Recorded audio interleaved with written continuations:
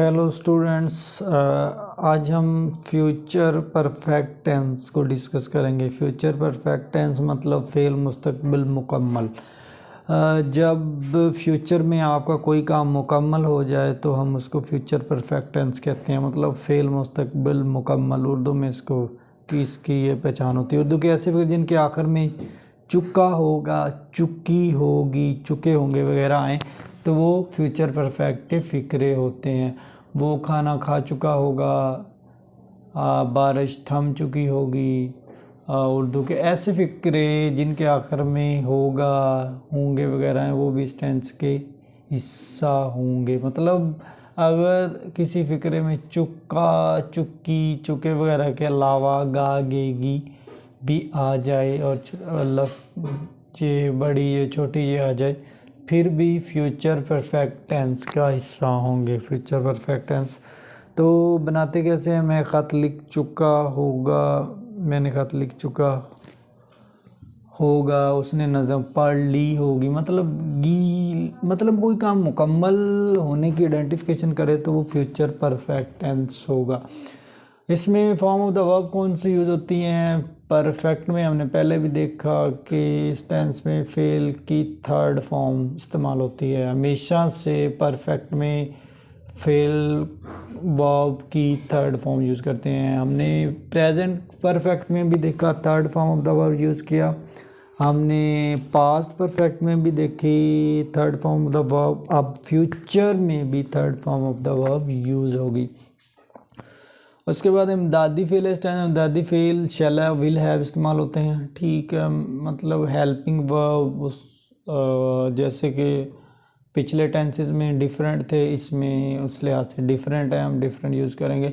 इसका कुलिया फार्मूला क्या बनेगा? सब्जेक्ट आएगा काम करने वाला, उसके बाद विल हैव, उसके बाद शैल हैव, उसके बाद third form of the verb, उसके बाद ऑब्जेक्ट। मतलब ये इसकी सीक्वेंस बनेगी, फ़िक्रा इस तरह बनेगा।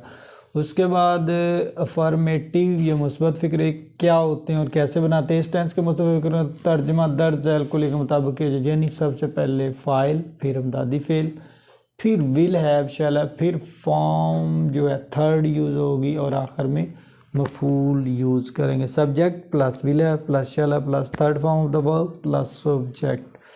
मतलब इसका सीक्वेंस जो बनेगा ये इस तरह बनेगा। उसके बाद है जी सेंटेंसेस है, वो नाश्ता कर चुका होगा। He will have taken his breakfast, हम मकान तब्दील कर चुके होंगे। वी शैल हैव चेंज्ड, मतलब थर्ड फॉर्म यूज़ की। हाँ, हमारी टीम मैच जीत चुकी होगी। Our team will have won the match. तो ये इस तरह बनेंगे। मतलब सिंपल सेंटेंसेस एज यूजुअल बनते हैं जिस तरह बनाते हैं, लेकिन हेल्पिंग वर्ब इसमें चेंज है। नेगेटिव इस टेंस के फ़िक्रों को नफ़ी बनाने के विल या शैल के फ़ौरन बाद नाट लगाया जाता है, नाट के बाद हैव इस्तेमाल किया जाता है। Subject plus will shell plus not plus have plus third form the verb plus subject. ये सीक्वेंस थोड़ी सी टफ है। मतलब विल शैल के बाद नाट लगाना है, फिर हैव लगाना है, फिर ऑब्जेक्ट लगाना है, इस तरह ये मुकम्मल हो जाए। जिस तरह एग्जाम्पल है, तुम नहा नहीं चुके होगे। You will not have taken bath. You आया subject, will helping verb, not नफ़ी फ़िक्रा के लिए, हैव भी इसी का हिस्सा है। विल हैव और शैल हैव जो हम यूज़ करते हैं, और bath taken third form, bath नहाना ऑब्जेक्ट। उन्होंने एक गलती नहीं की होगी। They will not have made a mistake. Ali दरिया अबूर नहीं कर चुका होगा। Ali will not have cross the river. तो ये इसके नेगेटिव सेंटेंसेस जैसे सिंपल है, कोई मुश्किल नहीं है, इनकी प्रैक्टिस करेंगे आपको इसकी समझ आ जाएगी। उसके बाद इंटेरोगेटिव सेंटेंसेस क्या होते हैं? इंटेरोगेटिव फ़िक्रे, सवालिया फ़िक्रे। तो कैसे बनाएंगे? फ़िक्रों को सवालिया बनाने के लिए दर्ज कुल के मुताबिक सिर्फ विल या शैल को सब्जेक्ट से पहले इस्तेमाल किया जाता है और हैव हमेशा सब्जेक्ट के बाद ही आता है। मतलब will shell plus subject plus have plus third form of the verb plus object. मतलब ये डिफरेंट है। इसमें हम विल शैल को स्टार्ट में लगाएंगे, subject have third form the verb और डिफरेंट सिनेरियो है। उसके बाद कुछ सेंटेंसेस हैं जो कि उर्दू में दिए हुए हैं। वो क्या? वो गाड़ी से रह गया होगा। Will he have missed the train. तो विल का यूज़ आया, उसके बाद सब्जेक्ट है, हैव आया, उसके बाद third form of the verb, उसके बाद ऑब्जेक्ट। क्या चपरासी घंटी बजा चुका होगा। विल द पियन हैव रंग द बेल। विल स्टार्ट में क्यों आया, क्योंकि सवालिया निशान है, मतलब जब भी क्वेश्चन मार्क आएगा हेल्पिंग वर्ब स्टार्ट में लगा देंगे। उसके बाद क्या शिकारी परिंदे पकड़ चुका होगा। Will the Hunter have caught the birds.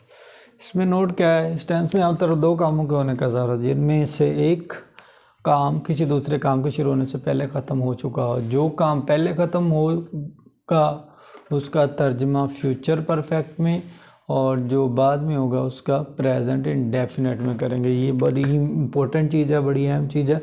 अगर इस टेंस में फ्यूचर परफेक्ट में दो हिस्से हों तो दोनों हिस्सों को मिलाने के लिए क्या करना है, पहला हिस्सा फ्यूचर परफेक्ट टेंस के मुताबिक होगा, दूसरा हिस्सा प्रेजेंट इंडेफिनेट में यूज़ होगा। मतलब समटाइम क्वेश्चन आ जाता है कि इस तरह के सेंटेंस की एरर को रिजॉल्व कैसे किया जाता है, तो हम इस तरह करेंगे। ये नोट आपने माइंड में रखना है कि अगर दो हिस्से होंगे तो पहला फ्यूचर परफेक्ट के हिसाब से होगा और सेकंड प्रेजेंट इंडेफिनेट के हिसाब से हो गया। जिस तरह हम एग्जांपल्स देख लेते हैं, बारिश शुरू होने से पहले मैच ख़त्म हो चुका होगा। The match will have ended before it rains. मतलब पहले फ्यूचर परफेक्ट है, उसके बाद प्रेजेंट इंडेफिनेट टेंस है, उसके बाद उसके आने से पहले मैं अपना काम ख़त्म कर चुका हूँ। I shall have finish my work before he comes. मतलब ये बड़ी इम्पोर्टेंट चीज़ है और बड़ा ही इम्पोर्टेंट नोट है जो आपने all the time keep in mind, मतलब आपने माइंड में रखना है। जब भी आप दो हिस्से होंगे सेंटेंस के, उनको कंप्लीट करना है। डॉक्टर के आने से पहले ही मरीज मर चुका होगा। The patient will have died before the doctor comes. तो इसमें क्या होगा, the patient will have died, मतलब same as it is future perfect tense. उसके बाद बिफोर आ गया, उसके बाद doctor comes, present indefinite tense का रूल आ गया। उसके बाद एक्सरसाइज है इसकी, ये उर्दू के सम सेंटेंसेस हैं, ये आपने सॉल्व करने हैं। इस तरह आपका ये टेंस कंप्लीट हो जाएगा। उसके बाद इंग्लिश में कुछ प्रैक्टिस एक्सरसाइज है, वो भी माइंड में रखनी है, और इस तरह ये चीज़ें कंप्लीटली आपको इजी समझ आ जाएंगी। मतलब जितने भी टेंसेस हैं, जितने भी सेंटेंस हैं, टेंसेस हैं, उनकी प्रैक्टिस से आपको सारा आइडिया होगा। मतलब जब आप प्रैक्टिस करेंगे उसमें हेल्पिंग वर्ब सही यूज़ करेंगे। विल हैव शैल हैव किस में आता है, विल बी शैल बी किस में आता है, विल बीइंग फॉर्म किस में आती है, बीइंग किस में आती है। तो आइडेंटिफिकेशन तब ही पॉसिबल होगी, तब ही मुमकिन होगी जब आपको उस टेंस के बारे में आइडिया होगा। अगर आपको उसके बारे में आइडिया नहीं होगा तो आप उसको आइडेंटिफाई नहीं कर सकें। इस तरह आज हमने फ्यूचर परफेक्ट टेंस को कंप्लीट किया और उसमें देखा कि उसको कैसे बनाते हैं, कौन सा हेल्पिंग वर्ब यूज़ होता है। ये थर्ड टेंस है फ्यूचर का, काइंड्स थर्ड काइंड है। नेक्स्ट लेक्चर में हम लास्ट वन काइंड को डिस्कस करेंगे। लास्ट वन जो काइंड रह गई है उसके बारे में डिस्कस करेंगे, वो होगा future perfect continuous tense. It will be last tense, ये आखिरी टेंस होगा। उसके बाद हमारा 12 टेंसेस ऑलमोस्ट कंप्लीट हो जाएंगे। उसके बाद हम इसके पैसिव वाइज बनाने सीखेंगे कि इनके पैसिव कैसे बनाते हैं, जो उनका आइडिया लेंगे। आपने इनकी प्रैक्टिस करनी है, प्रैक्टिस करेंगे तो आपको टेंसेस आएंगे, प्रैक्टिस नहीं करेंगे तो आपको आइडिया नहीं होगा।